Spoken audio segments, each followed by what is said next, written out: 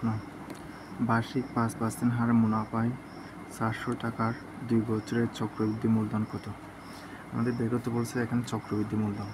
আমাদের এরকম যখন সুদ ঘুষের অঙ্কের মধ্যে দুই রকমের অঙ্ক থাকে, একটা হচ্ছে সরল সুদ আর একটা হচ্ছে চক্রবৃদ্ধি সুদ। চক্রবৃদ্ধি সুদ মানে হচ্ছে সুদ আসলের উপর যে সুদ ধার্য করা হয় তাকে চক্রবৃদ্ধি সুদ বলে। আর হচ্ছে সরল সুদ হচ্ছে এটা হচ্ছে সরলীকরণভাবে বের হবে, শুধু একই রকমের হার থাকবে।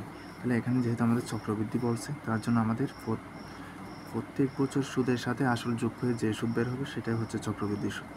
তাহলে আমাদের বলছে 400 টাকার 5%। তাহলে আমরা প্রথমে 400 টাকা লিখব। 400 টাকা হচ্ছে 5%।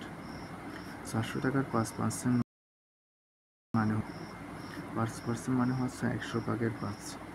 তাহলে আমরা কাটাকাটি করলে এখন দেখি 5 শূন্যর সাথে শূন্য কাটা যায়, শূন্যর সাথে শূন্য কাটা যায়, তাহলে 4 5 20। তার মানে আমাদের হচ্ছে যে প্রথম বছরের সুদ হচ্ছে 20 টাকা। এটা হচ্ছে প্রথম বছরের সুদ।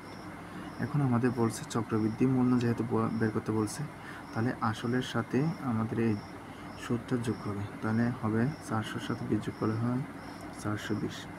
এটা হচ্ছে প্রথম বছরের মূলধন। যেহেতু আমাদের 2 বছরের মূলধন বের করতে বলছে, তার জন্য আবার সুদ হবে।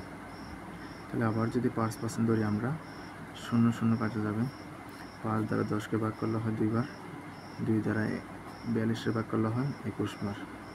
তাহলে আমাদের দেখি এখানে 21 টাকা হচ্ছে যে দ্বিতীয় বছরের সুদ। তাহলে দ্বিতীয় বছরের মূলধন ছিল যে আমাদের প্রথম বছর শেষে মূলধন ছিল যে 420 টাকা। 420 টাকার সাথে আমাদের এই 21 টাকা এটা যোগ করা লাগবে। তাহলে 21 টাকা, তাহলে যোগ করলে হয় আমাদের 441 টাকা। তাহলে আমাদের 2 বছরের চক্রবৃদ্ধি মূলধন হবে 441 টাকা। 441 টাকা হবে আমাদের উত্তর।